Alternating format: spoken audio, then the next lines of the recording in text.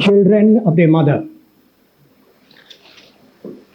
This morning's canto that has been advertised is a world soul. But time will not permit me to read through the canto. I shall have to select certain sentences and lines and explain as best I can the gist of it. But before I do that, I shall have to refer you back to the previous canto, the self of mind. This is because Ashwapati, in his journey to the fullness realization of the divine, is going from plane to plane and going through them. During this journey, he comes to the plane which Govinda calls the self of mind. The canto itself is called In the Self of Mind, the one before, the one that we are reading today. And if we look up the book, if we have it, or later when you go home, it ends with the sentence, "To be was a prison, extinction the escape." Why? The self of mind, what does it mean? It means the self as it is on the plane of mind. Is the self on different planes? Yes. Self is on everywhere, on all planes, down to the physical also, the physical self. Shivinda speaks also of the Mahan Atma, which is an Upanishadic phrase, the great self. And normally people think the great self is a self as such, in its essence. No, it isn't. The great self is a self on the plane of greatness, Mahat, which is, in Shivinda's language, the supermind. So just as there is a self in the supermind, so also there is self in the mind. You can come down and there's a self in the vital and the self in the physical. So in his journey, Ashwapati comes to the mental plane and finds the self there. But then it is a kind of self which does not help him very much in his sadhana. It is good to know that there is a self in the mind because it's an integral apprehension we are after. But even then, I read a few lines from here. He stood on a wide, this is self of mind, not world soul. He stood on a wide arc of summit space, alone with an enormous self of mind, which held all life in a corner of it vast, omnipotent, immobile, and aloof. This is the self of the mind. And he prints mind with capital M. In point of fact, in this own technical terminology, mind and Maya are the same reality, are the same force. Mind creates division. So does Maya. Vedda Pratha, Maya. When you get a division, you got Maya there. Or rather, Maya is there and it creates division. So mind does the same. But the self in the mind is utterly aloof, stays apart, detached from all that Maya does. That's how Shivinda puts it like this: alone with an enormous self of mind, which held life on a corner of his vast. The life is there in one corner of his vast being. He doesn't even know about it, so to speak. Omnipotent, immobile, and aloof. Doesn't take part in the work of Maya at all. What does it do then? It only witnesses, observes, watches. Doesn't take any part in it. Now this is the self that Ashwapati comes across, confronts. Apparently, obviously, he will have to go out of it or go beyond it. That beyond is a world soul. So we have to have this as an introduction. Later he says, in the world which sprang from it, it took no part. From it means the self in the mind. It took no part. Later, it acted not, but bore all thoughts and deeds, the witness Lord of nature's myriad acts. Consenting to the movements of her force, his mind reflected this vast quietism, static, silent, quiet, uncreative. Not only uncreative, not even taking any part in it. Now, Ashwapati naturally cannot be satisfied with this self in the mind. He has to know it because it's part of the total reality. Even then, this is not what he wants. He wants something more positive, more affirmative, more active, more dynamic. So we come to the end of the canto, Self in the Mind. It moved, veiled in from self's infinity, the world of beings and momentary events, where all must live. This plane of the mind, it moved, veiled in from self's infinity. It's a part. In a world of beings and momentary events, everything is passing, where all must die to live and live to die. This is the nature of the mental plane, where all must die to live and live to die. Immortal by renewed mortality. The world of Maya is a mortal world, but it continues to be. Therefore, there is immortal by continuity, not by essential reality. It wandered in the spiral of its acts or run around the cycles of its thought, yet was no more than its original self. It still is original self on a certain particular aspect in a phase, which is not the total, and knew no more than when they first began. So then, what does Ashwapati want? To be was a prison. Extinction is the escape.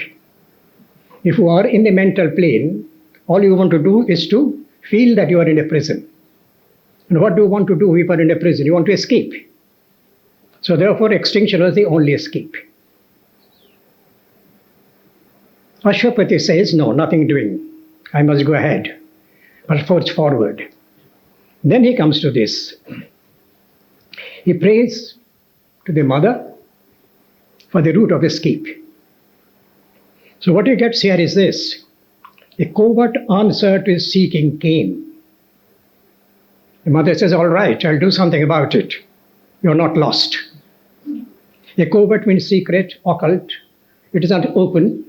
Even Ashwapati himself doesn't even know what it is. A covert answer to his seeking came in a far shimmering background of mind space. Not in mind space, background of mind space. A glowing mouth was seen, a luminous shaft. A recluse get it seemed, musing on joy, veiled retreat and escape to mystery. An opening was found, through which Ashwapati can go something else. That something else is the world soul. It's very important to have this realization because it has to come back to the world. The self in the mind is aloof. The world so is very much in the world and active in it. This is the difference between the two. Shionda in his technical terminology uses three terms with regard to Brahman, the supreme reality. Atman, Purusha, Ishvara. They're all the same reality in three different aspects. Atman is a self in English, rather quiet, of a withdrawing disposition, aloof and apart. It supports everything but doesn't take part in anything. The Purusha, on this level, Shionda translates as the soul with a capital S. What does the soul do?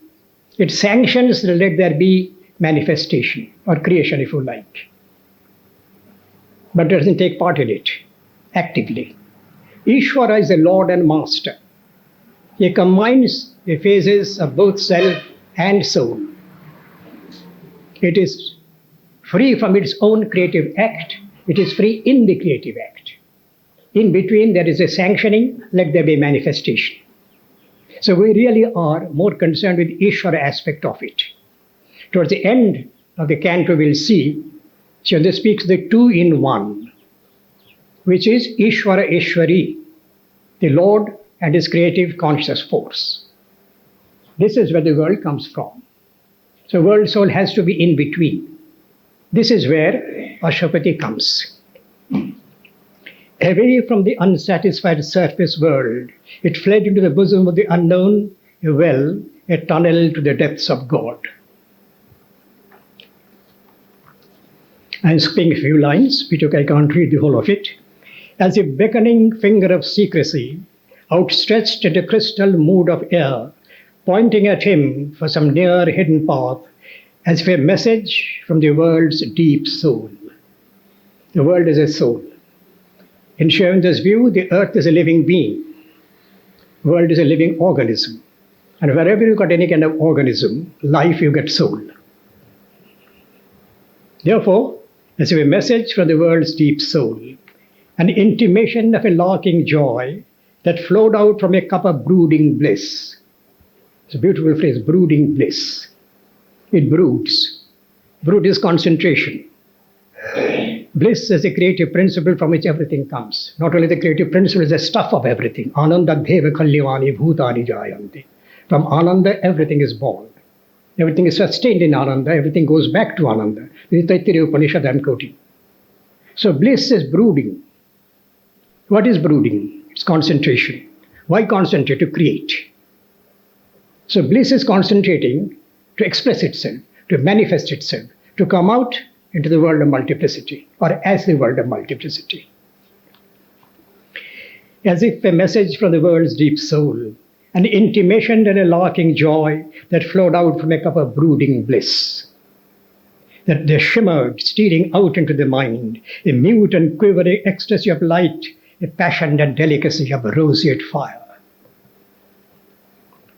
These are beautiful poetry. How long can I go on reading them? Go on, repeating over and over again, like the mantra.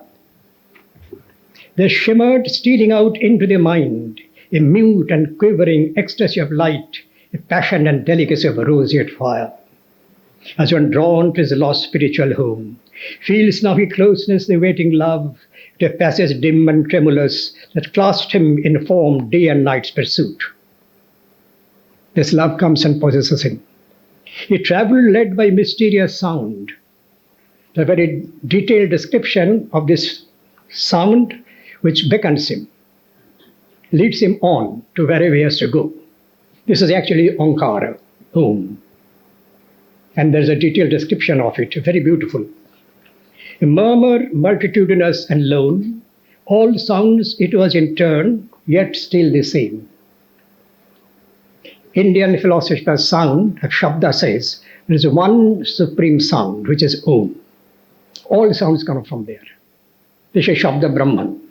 Brahman is sound creative of all things that there are. Because all creation is from vibration. And Shabda is vibration. The original, sempiternal, eternal sound. This is Om. Therefore, it is all sounds which was in turn, yet still the same.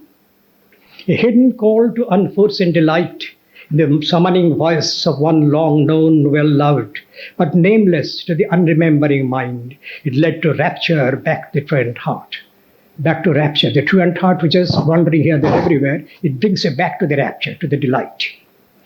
The immortal cry ravished the captive ear. Then, lowering its imperious mystery, it sang to a whisper circling round the soul. If you go deep down into the soul, you will hear this sound. Because there is a flame light in the psychic being in the heart center. There is also a sound. All is going on, whether you hear it or not. It sang to a whisper, circling around the sound. It seemed the yearning of a lonely flute. Those who have heard the Om in different phases and aspects, they really are capable of hearing this kind of thing. Everybody doesn't hear the same. Some people hear it as a lonely flute and fill the eyes with tears of longing joy, a cricket's rash and fiery single note. Some people hear it as a cricket chirping. This is very true. Let us in the cell of the ankling bells. You know, women wear ankling belts and the anklet. We hear that also. Sometimes you hear it as Jillika Gagunandi Naditam. Kalidas has a whole line of it. Like the chirping of the crickets, you hear it from a distance. It marked the shrill melody in night's moonless hush, bit up a nerve of mystic sleep, its high, insistent, magical reveal. Magical reveal. A jingling silver laugh of anklet bells. Travel the roads of a solitary heart. It dawn's solace, the eternal loneliness, and old forgotten sweetness sobbing came. Its dance, the vibratory dance of the Om, the sound, what did it do? Solace the eternal loneliness of the Brahman. Because he's always expressing himself, he's always from it and independent of it, transcendent. The Shabda Brahman that really creates the delight. Jingling the silver laugh of anklet bells travel the roads of a solitary heart. Its dawn solaced that eternal loneliness and old forgotten sweetness sobbing came. Or from a far harmonious distance heard the tinkling pace of a long caravan. It seemed at times of a forest hymn, solemn reminder of a temple gong, a beacon honey drunk in summer isles, ardent ecstasy in slumberous moon, and or a far anthem of a pilgrim sea. Sea itself is a pilgrim toward the divine. And here the waves dancing, and its joyous noise from a distance, and that is the Om again in one voice, in particular aspect or phase. Dara Shikoh, the son of Shah Jahan, the Mughal emperor, was a Sufi mystic, but was very much influenced by Hindu Upanishads. In fact, he got them translated to Persian. He claimed that he heard this universal music. Pythagoras has it in Greece also, music of the spheres. This is the Om, the original sound. And somebody asked Dara Shikoh, what do you mean that you hear the Om? So what is it like? It is indescribable. Nothing that can describe. There is no sound can describe the original sound. But I can give you some kind of idea. Supposing there's a bazaar, a hut, 5 or 10 miles away. Everybody is in his own business. Everybody is shouting. There's a lot of noise. From 10 miles away, you can only nothing else. This is Om. So like a caravan pushes, whole string of bullock carts maybe or horse carts, a caravan going, and you get a sound, but you can't make it out what it is. A beacon honey drunk in summer isles, ardent and ecstasy in a slumberous room, the far anthem of a pilgrim sea. An incense floated in the quivering air, a mystic happiness trembled in the breast, as if the invisible beloved had come, assuming the certain loveliness of a face. Comes down as a personal reality. And close, glad hands could seize his fugitive feet, whose Ashapati's, and the world changed with the beauty of a smile. This is a beloved smile which beautifies the whole world. As if the invisible beloved had come, assuming the certain loveliness of a face, and close, glad hands could seize his fugitive feet, and the world changed with the beauty of a smile. Into a wonderful bodiless realm he came, the home of a passion without name or voice, a depth he felt answering to every height. The deep and the height were together, the same reality in two different poles of existence. A depth he felt answering to every height. A nook was found that could embrace all worlds. How does a corner embrace all world? The point is the whole world. This is how the world soul is like. That is explained. A depth he felt answering to every height. A nook was found that could embrace all worlds. A point that was a conscious knot of space. All of space was in one single point. An hour eternal, the heart of time. If you know the flow of time, and you follow it at the center, you will find the eternal there. In one of the dialogues, Plato says, time is a moving image of eternity. So if you know how to catch hold time by the horns, you will know the eternity right there, in the middle of it. A nook was found that could embrace all worlds, a point that was a conscious knot of space, an hour eternal in the heart of time. So you don't have to go very far. You can get hold of time in the proper way, you get the eternal. Right here, divine is there. The silent soul of all the world was there. Now he has actually come to the soul of the world. The silent soul of all the world was there. A being lived, a presence and a power. A single person who was himself and all. This divine is himself something, and yet he is all. This is what Ashwati is discovering now. And that is the world soul, because the soul of the world, everywhere it is there.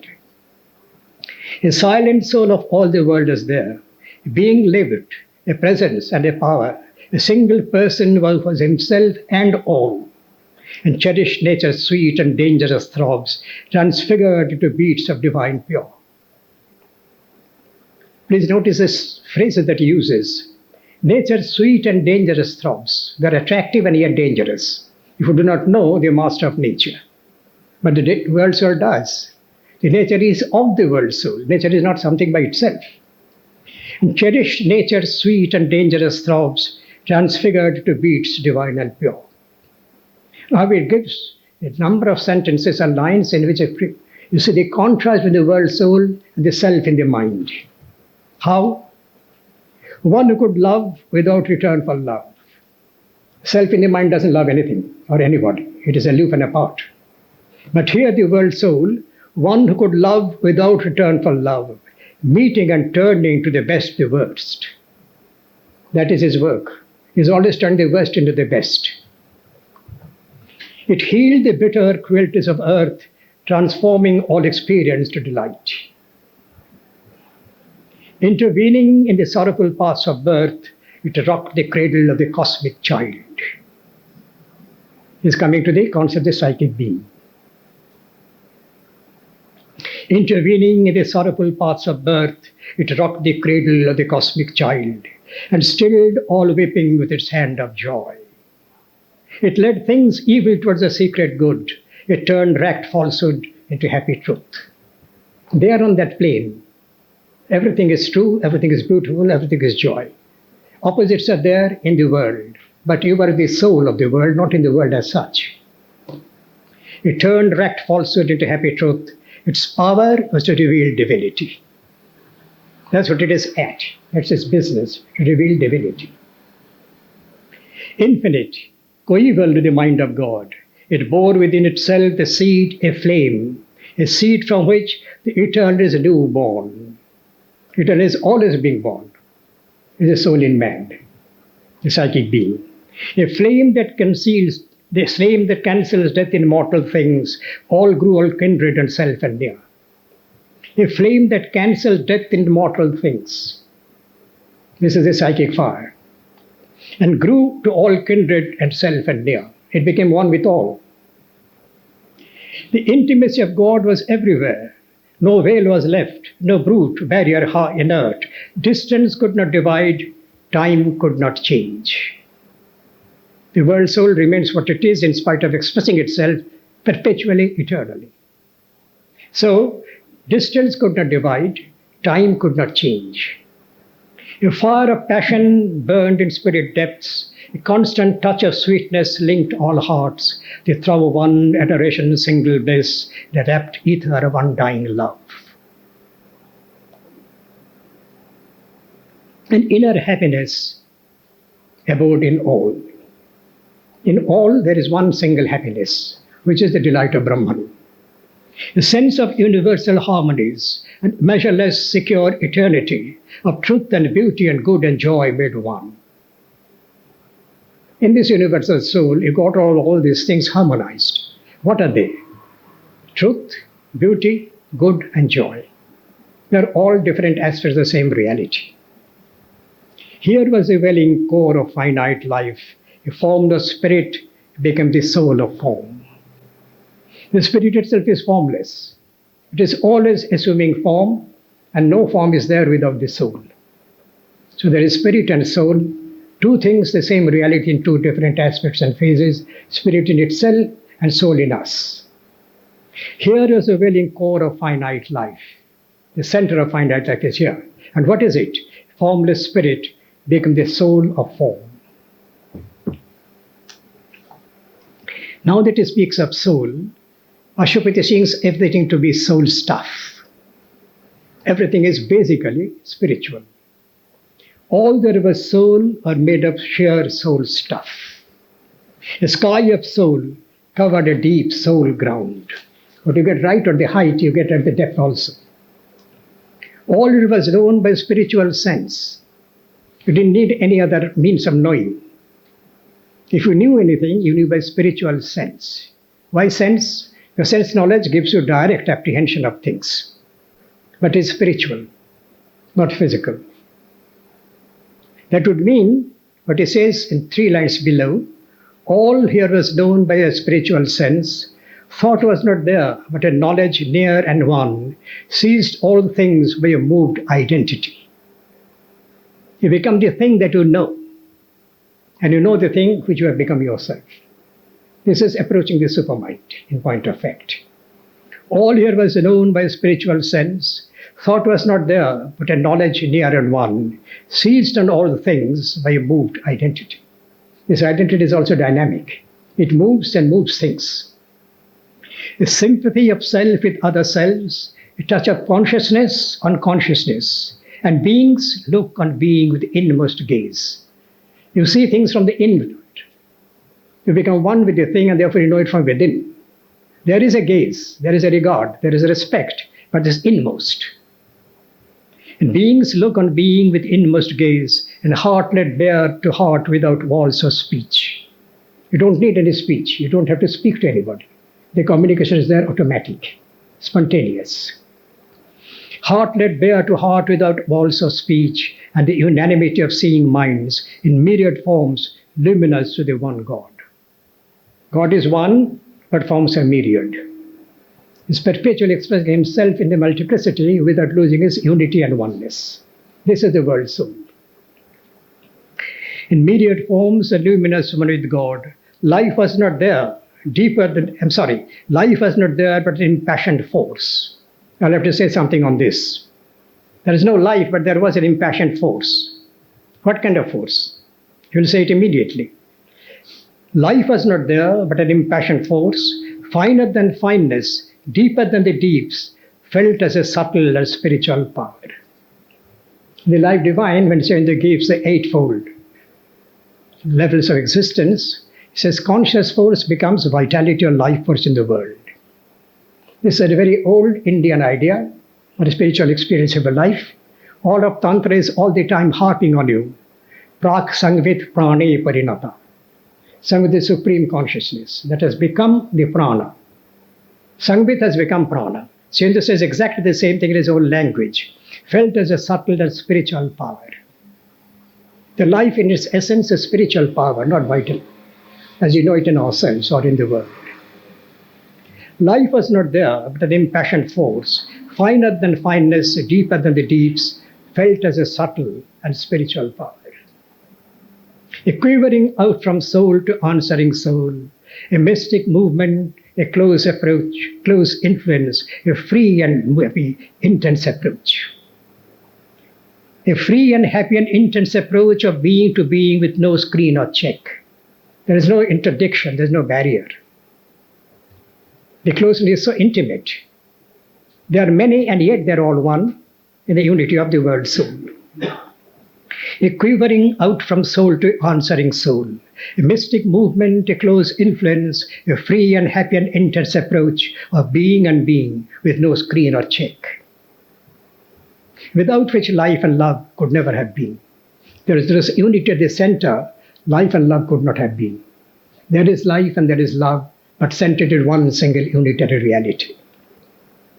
Body wasn't there, for bodies never have been. There is no necessity of body there. Everything is spiritual. Body wasn't there, for bodies were not needed not. Why not? Soul itself was its own deathless form. Soul itself was a form, not in the shape that you can recognize with the senses or even conceive, but even then it had its own form. Body was not there, for bodies were not needed not.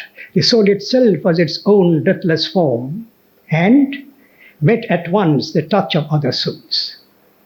Immediately, without any barrier, as I said. Close, blissful, concrete, wonderfully true. What is that? The touch of other souls. It's close, blissful, concrete, wonderfully true. It's based on truth. Otherwise, it could not be blissful and concrete and close. As when one walks in sleep through luminous dreams, and conscious knows the truth of their figures mean, here reality was its own dream. If reality is seeing a dream, it is seeing itself. But can you get any idea of it? Can you have anything in our experience that can be even distantly hint at it? Yes. As one walks in sleep through luminous dreams, and conscious knows the truth their figures mean, here her reality was its own dream. Sometimes we know symbolic dreams what they mean. So the truth comes even through the dream. Here reality itself is its own dream. What it dreams becomes real. And what is real is its own dream. He knew here reality was its own dream. He knew things by their soul and not their sheep. Here reality was its own dream. He knew things by their soul and not their sheep. There is no shape, there is no body. But he knew things by their soul, by their inner essence. As those who have lived long made in one in love, did word nor sign nor hearts reply to heart, he met and communed without bar of speech with beings unveiled by material frame. As those who have lived long and made one in love, did word nor sign nor hearts reply to heart, he met and communed without bar of speech with beings unveiled by material frame. They have no veil of material frame, there is no body, there is no materiality there. There is a strange spiritual scenery. Lovely description of a plane of the world soul. There is a strange spiritual scenery, loveliness of lake and streams and hills, a flow, a fixity and soul space. Soul-space. Why? We get things in this space as you know it, the physical material space. But soul also is a space because everything is in the soul. In the life divine sense, they're called spirit is the ultimate space, the original space. Because in spirit everything is. So that also is space. Here you get soul space. In Indian spiritual thought, we got three kinds of spaces, mainly. Bhutakasha, material space, Chittakasha, mind space, Chidakasha, spiritual space. This is soul space. In the Chidakasha, everything is there. So therefore he sees it, a flow, a fixity in a soul space, and plains and valleys, stretches of soul joy. These valleys, the stretches are all expressions of soul joy. Everything is delight. And gardens that were flower tracts of the spirit. There are flower tracts, but they're all made of the spiritual stuff, not material. And gardens that are flower tracts of the spirit, its meditations a tinged reverie. Here is the breath of a pure infinite, a fragrance wandered in a colorful breeze, and is of secret hue of all sweet flowers, had mingled to copy heaven's atmosphere. A fragrance wandered in a colored haze, as if the scent and hue of all sweet flowers had mingled to copy heaven's atmosphere. All flowers in the aroma and scent all became together, and yet you could distinguish them separately, because the one is all. A fragrance wandered in a colorful haze, as if the scent and hue of all sweet flowers had mingled to copy heaven's atmosphere. Appealing to the soul and not to the eye, all of these things directly appeal to the soul, not the physical eye. Appealing to the soul and not the eye, beauty lived there at home in her own house. There was all beautiful by its own right, and needed not the splendor of a robe. Didn't read any silk dresses. Its whole beauty, its own dress. Appealing to the soul and not the eye, beauty lived there at home in her own house. There was all beautiful by its own light, and needed not the splendor of a robe. All objects were like bodies of the gods, a spirit symbol environing a soul, and world and self are one reality. How come world and soul be one reality? Because the world soul. They are the soul and the world, the same reality. There is a projection, there is an expression, there is an outward manifestation, yet it is the soul. If the soul and body can be one, then you get the world and the self are one reality. Now he talks about the psychic being, without mentioning the word, immersed in voiceless internatal and trance, internatal, between one birth and another birth. Immersed in voiceless internatal trance, the beings that once wore forms on earth sat there in shining chambers of spiritual sleep. We all know psychic beings, after physical death, go to a certain plane for rest. They absorb all the experiences they had in the previous life and they take birth again. The beings that once wore forms on earth are there in shining chambers of spiritual sleep, passed to the pillar posts of birth and death, passed with a little scene of symbol seed, passed where the heavens are hells of the long road. There's no heaven or hell there. There is a place of rest and refuge. In shining chambers of spiritual sleep, these forms, these souls are there. They are no longer forms anymore. Passed with the pillar posts of birth and death, passed with a little scene of symbol seed, passed with the heavens and hells of the long road. They are returned into the world's deep soul. They are called to the plane of the world soul for rest. All know us gathered into pregnant rest. Rest for what? For a new adventure in life. All know us gathered into pregnant rest. Person and nature suffered a slumber change. In trance they gathered back their bygone selves. They remembered all their previous experiences that they had in different selves. In the background, memories, foreseeing muse, prophetic new personality. They're going to take new birth. Prophetic of new personality, arrange the map of their coming destiny's course. They're going to decide upon what kind of life they're going to have, what are they going to do in the next birth. Prophetic of new personality, arrange the map of their coming destiny's course, heirs of their past, their future's discoverers. They carry their past with them because they have absorbed the experiences, what are the details of those. And now they are going to discover the future. Electors of their own self-chosen lot. They decide what their life is going to be. They waited for the adventure of new life. A person persistent to the lapse of worlds. The psychic being really doesn't die. It leaves the body, yes. And he says person with a capital P continues throughout time. Incidentally, one may say that the psychic being realizes the divine. What happens to it? It can merge itself into the divine, but it also can keep its distinct existence. Shivananda said it would be desirable to do so, because that also is one aspect and phase of the divine. Don't lose your psychicality. Retain it. But you know that you are the divine as the psychic being. This is part of the yoga. A person persistent to the lapse of worlds, although the same forever in many shapes. Same forever in many shapes. Assuming name unknown in unknown climes, imprints with time upon earth's own page, a growing figure of its secret self. Growing figure, it is evolving, growing, becoming more and more what it is supposed to be. Arrive at the divine and yet retains its individual personality. Assuming names unknown in unknown climes, imprints through time upon earth's own page, a growing figure of its secret self. And learns by experience what the spirit knew. Spirit knows everything. The psychic goes on discovering them life after life.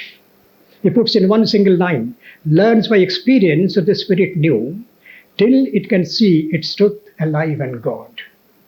That means it reaches the divine, its ultimate goal. Once more, they must face the problem game of birth. They must come back to birth, into the world. Soul's experiment of joy and grief, and thought and impulse lighting the blind act, and venture in the roads of circumstance through inner movements and external scenes, traveling to self across the forms of things. This is now the psychic being as if it is born again.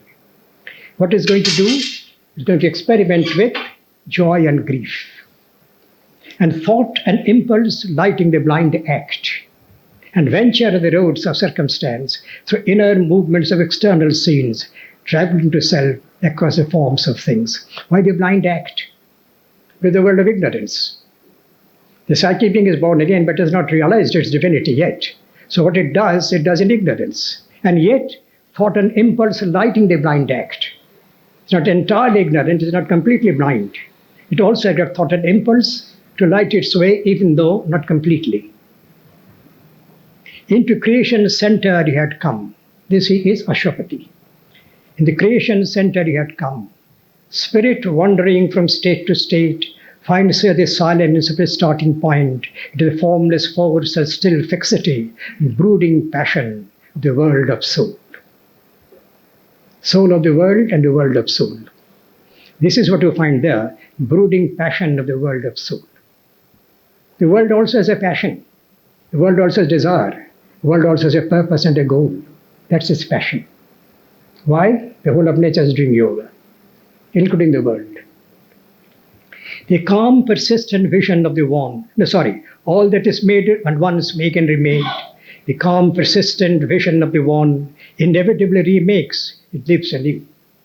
It goes on making things new, but it remains always the same. The calm, persistent vision of the one inevitably it remakes, it lives anew. Vision is always the same. Forces and lives and beings and ideas are taken into stillness for a while. There they remold their purpose and their drift, recast their nature, reform their shape,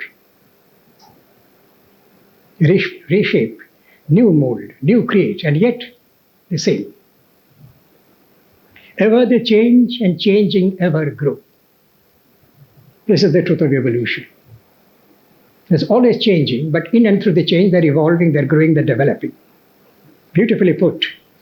Ever they change, and changing ever grow, and passing through a frightful stage of death. What happens? And after long reconstituting sleep, it goes to death, through death, which is frightful, but goes where? Reconstituting sleep. This sleep is a stage of rest. And what does it do there? Reconstitute, reshape, reform, remake it. Passing through the frightful stage of death, and after long reconstituting sleep, resume the place, the process of the gods. What are they? Whatever is happening in the world. All that is going on is the process of the gods, and you come back to take part in this process. That is the task of the psychic being. And after long reconstituting sleep, after having their rest, resume their place in the process of gods until their work in cosmic time is done. There is no rest for the psychic being. It has to go on growing, evolving, developing, till it reaches the divine in all aspects, in all phases, and fulfills the purpose of God in the world, which is manifested of divine in matter. Here was a fashioning chamber of the worlds. An interval was left twixt act and act, twixt birth and birth, twixt dream and waking dream. A pause that gave new strength to do and be. It's a pause between two births, and yet that pause that gave new strength to do and be. Beyond were regions of delight and peace, mute birthplaces of light and hope and love, and cradles of heavenly rapture and repose, and slumbered with the voice of the world. He of the eternal moment grew aware. His knowledge stripped bare the herbs of pace, knew by identity without thought or word.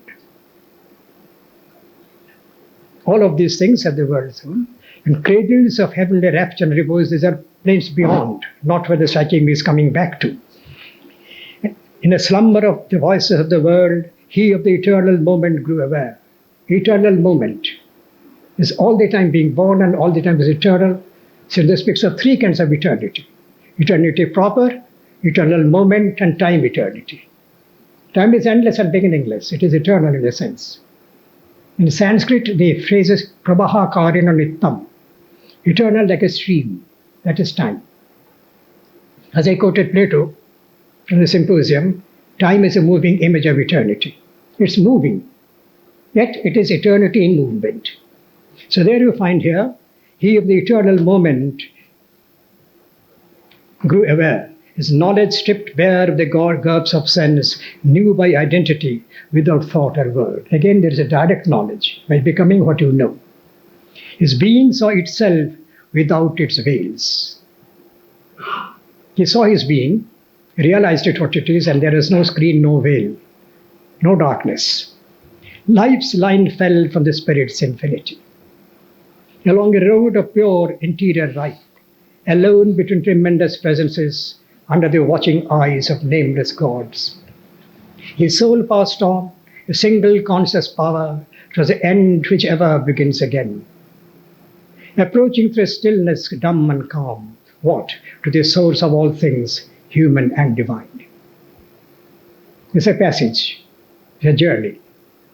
Alone between tremendous presences, under the watching eyes of nameless gods, his soul passed on, a single conscious power, towards the end which ever begins again, approaching through stillness dumb and calm, to the source of all things, human and divine. There he beheld in their mighty union's poise. This is a very metaphysical point. I'll try and explain it as best I can. There he beheld their mighty union's poise. They are mighty, he doesn't say who, he says there. That will be explained in a minute. There he beheld in their mighty union's poise the figure of a deathless two-in-one. Hyphenated. Two-in-one. This is the divine and his conscious power. But two-in-one, Ishwar Ishwari. The divine and his concentration force, which is a creative act. The figure of the deathless two-in-one, a single being in two bodies clasped, darky of two united souls. Is it two or in one? It is one. Is it two? No. Is it not two? It is two. Is it one? No. Is it one? It is. That is a mystery. That is a paradox. That is what the divine is in its creative phase. Beyond that is one. That is not two. That is neither being nor becoming, not divine nor force. Just is what it is. But then is that the ultimate? No. You need to talk about the unknowable. So let us follow this step by step. There he beheld in their mighty union's poise the figure of the deathless two-in-one, single being in two bodies clasped, a dark of two united souls, seated absorbed in deep creative joy. Their trance of bliss sustained the mobile world. The trance of bliss. Bliss sustains the world. If there are no bliss, nobody will live. This is again the Upanishads. There are no ananda, nobody would be able to breathe. But then what was there behind them? That is important. Though their trance of bliss sustained the mobile world, full stop. After that, behind them in the morning dusk, one stood. There's a one beyond and behind the two-in-one. The two-in-one are nothing but the one in a darky of united souls. This is the being and the becoming, the static divine and the dynamic divine, the self and the conscious force. But beyond that is the one. But that's not the end either. Behind them in the morning dusk one stood, who brought them forth from the unknowable. Now you go to the transcendent. So you get the transcendent, you get the one, then you get the two-in-one. Transcendent, ineffable, indescribable. Nothing can be said about except it is unknowable. That's about all. There is a hymn in the Rig Veda which says, "In the lap of the unborn the one was placed." Aja, the unborn. The unborn which has no manifestation, no sign, no hint, no knowledge can be had of it. This is Parabrahman in Sharendra's language. Shendra says over and over again, you cannot know the Parabrahman, you can become it. Parabrahman is beyond all knowledge, all sign, all hint, all expression. This is unknowable. The Rig Veda says very beautifully, in the lap of the unknown, the one was placed. In the one, all the worlds were there. So you have three, the unknowable, the one, and the two-in-one. The trance of bliss sustained in mobile world, behind them in a morning dusk one stood, who brought them forth from the unknowable. What is morning dusk? It's mysterious, but still it is morning. It's a turn towards creation. Symbol dawn, the first canto of the Savitri epic. Ever disguised, she awaits the seeking spirit. This she is the conscious force. Ever disguised, she awaits the seeking spirit, watcher of the supreme, unreachable peaks, guide of the traveler of the unseen paths. She guards the austere approach to the absolute. It is the conscious force, the mother. In more yogic language, She guards the austere approach to the alone. Nobody could approach the alone unless a mother helped you out. It's impossible. At the beginning of each far-spread plain, pervading with her power the cosmic suns, she reigns, inspirer of her multiple works, and thinker the symbol of its scene. What does she do? She guards the austere approach to the alone. At the beginning of each far-spread plain, pervading with her power the cosmic suns, she reigns, inspirer of its multiple works, and thinker the symbol of its scene. Above them all, she stands supporting all. Above all the worlds, everything plane of existence, she stands supporting all. The sole omnipotent goddess ever veiled. Sole omnipotent goddess. This is the mother, the Savitri. Ages are the footfalls of her tread.